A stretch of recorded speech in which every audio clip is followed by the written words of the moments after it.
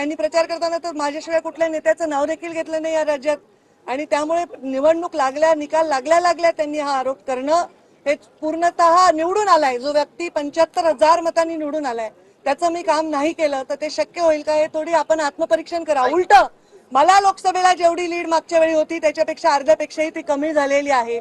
मग त्यांनी माझं काम केलं नाही असं तर मी कधी जाहीर वाच्यता केली नाही। अनेक लोकांनी माझं काम केलं नाही पण त्या परिस्थितीला अडचणीला मी बागे टाकला आणि पक्षाच्या कामाला लागले। त्यांनी अशा भूमिका जाहीर मांडणं हे आमच्या पक्षाच्या श्रेष्ठींना मान्य होणार नाही, पक्षाच्या शिस्तीला मान्य होणार नाही। त्यांनी निवडून आलेल्या त्याच गुलालात